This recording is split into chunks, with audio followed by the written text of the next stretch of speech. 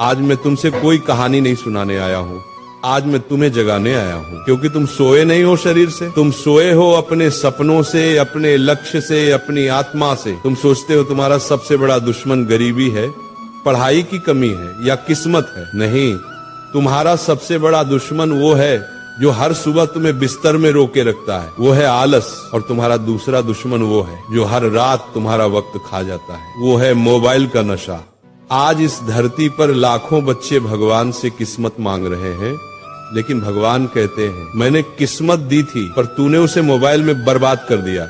याद रखो, जो मोबाइल तुम्हारे सपनों तक पहुंचने का जरिया था, वही आज तुम्हारे सपनों का कब्रिस्तान बन चुका है। तुम्हारा एक 5 मिनट और तुम्हारी जिंदगी के 5 साल छीन लेता है। और वो आलस जो तुम्हें कहता है कल से करूंगा, वो तुम्हें उस मोड़ पर छोड़ देगा जहां कल कभी आता ही नहीं। सफलता और असफलता में फर्क बहुत छोटा है। सफल इंसान वही है जिसने अपने अंदर के आलसी राक्षस को मार दिया, असफल वही है जिसने उसे दोस्त बना लिया। आज मैं तुम्हें 3 ऐसे दिव्य सूत्र बताने वाला हूँ, 3 ऐसे ब्रह्मास्त्र जो अगर तुमने आज से अमल में लाए तो न सिर्फ तुम्हारा आलस मरेगा, बल्कि तुम्हारा मोबाइल तुम्हारा सेवक बन जाएगा, मालिक नहीं।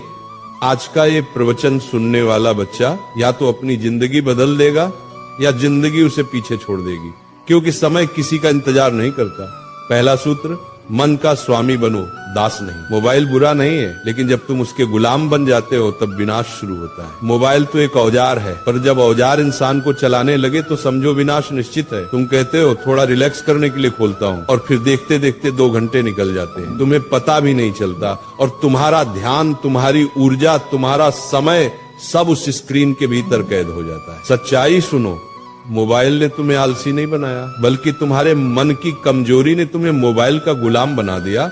जिस दिन तुमने अपने मन से कहा बस अब मैं मोबाइल का नहीं, मोबाइल मेरा सेवक बनेगा, उस दिन से तुम्हारी आजादी शुरू होगी। दूसरा सूत्र, आलस एक मीठा जहर है। आलस एक ऐसी बीमारी है जो तुम्हारे शरीर को नहीं, तुम्हारे सपनों को खा जाती है। तुम सोचते हो थोड़ी देर में करता हूं, और वही तुम्हारा सपना मर जाता है। जो लोग कहते हैं मेरा मन नहीं करता, उनसे मैं कहता हूँ, अरे मन नहीं करेगा तो मंजिल कैसे मिलेगी? मन तो हमेशा आराम चाहता है, लेकिन महानता हमेशा असुविधा के भीतर जन्म लेती है। जब थक जाओ याद करो अपने माता पिता के त्याग को, जिन्होंने अपने सपने कुर्बान कर दिए ताकि तुम अपने पूरे कर सको। जब मन भागे याद करो अपने सपनों की कीमत को। जब नींद सताए याद करो उस वक्त को जब कोई और पढ़ रहा होगा और तुम सो रहे होगे, और कल वही तुमसे आगे निकल जाएगा। आलस से बड़ी कोई गरीबी नहीं होती। जो अपने समय का सही उपयोग नहीं करता, उसके पास एक दिन पछतावे के सिवा कुछ नहीं बचेगा। तीसरा सूत्र, कर्म ही धर्म है।